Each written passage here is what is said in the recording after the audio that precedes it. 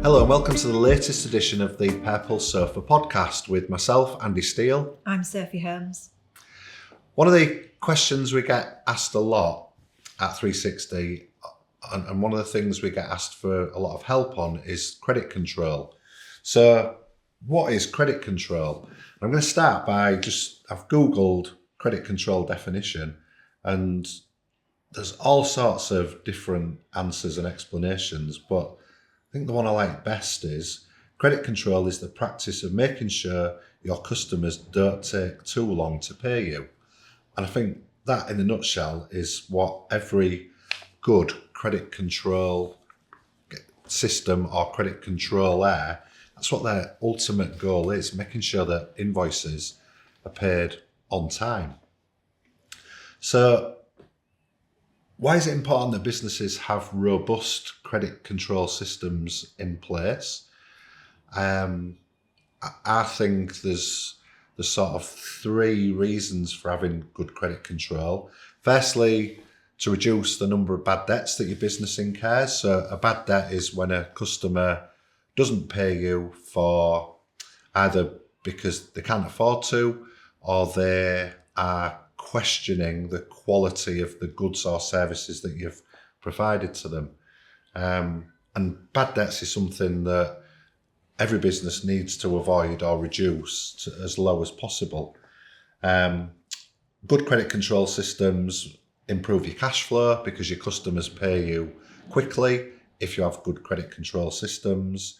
And it also means you need to borrow less money and pay less interest charges to your funders. You think of anything else? No, I mean, some of the functions within the credit control can be automated.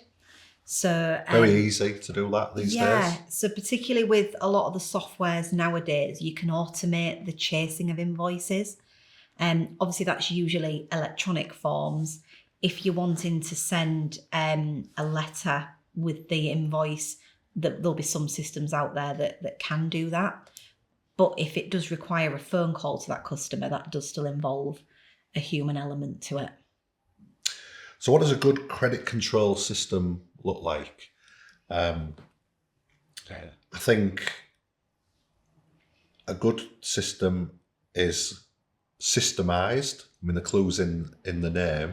So everybody in the business understands what the system is for credit control, when invoices are raised, what the payment terms are, when and how are these invoices chased, when a customer's put on hold, are there any sort of unusual circumstances where you might decide to not put a customer on hold? That's always a difficult discussion to have, isn't it, about putting customers on hold, because once a customer is on hold, it will often lead to a sort of breakdown in the relationship and you potentially lose the customer. So it's a difficult discussion to have, isn't it? Yeah, and there's no guarantee that they'll still pay at that point.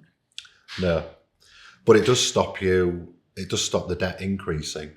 I suppose as well, it goes a little bit further back than that to the beginning of working with somebody. You know, the credit control function will get involved in setting credit limits for people, particularly in sort of trade businesses. You get a credit limit.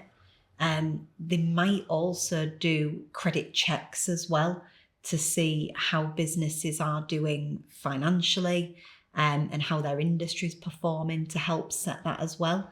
So that then determines if the invoices hit a certain amount, they go on hold at that point. Our advice would always be that you should give your customers credit limits, wouldn't it? Yeah. And modern accounting software, it's really easy to plug those limits in and for the software to flag up that a customer has gone over the credit limit. Yeah. A good credit control system will recognise when a customer starts slowing down their payments. It'll show you what the average payment days are for each customer and whether they're improving or getting worse. And, if a customer started off by paying you on 20 days on the dot and then it 10 to 30, and now it's sort of 45, 50. There should be some red flags there that you start investigating. It'll also flag up if you've requested payment and they've said an expected payment date, and then you exceed that as well. So if they've said they'll pay the following week and a week later after that they've still not paid, it would also flag that up as well. Yeah. I think it's all about getting to the first in the queue in terms of, when your customers do a payment run, and a good credit controller will know when those payment runs are, and they may contact them, a few days before the payment run just to make sure that their invoice is included in the run. Whoever shouts the loudest gets paid first, don't they? So it's all about making sure you're shouting loudly enough to make sure that you're paid, and your customer knows that if you're not paid on time, you're going to be giving them a hard time, because nobody likes a hard time, do they? No, and I think it depends on what the product or services you're offering as well. So if it's a repeat product they need that's essential to their business, being put on hold could have a big impact. Yeah. So that's something they're also going to want to avoid as well. Yeah. So how can 360 help if a business is starting to think about maybe our credit control systems need improving a little bit? How can we help? So I suppose starting back at the beginning of the process, we do offer to do credit checks for clients, for their customers. So that helps with setting the credit limits and gives them some information to look at to make those decisions. We can also help with softwares. Is that software automated enough? Is it sending the reminders? Is it helping the process or hindering the process? If it's a manual system that doesn't link to the bank, if the debtors aren't kept up to date, then the credit control can't be done effectively. So we can help with that side. We can also do outsourced credit control as well.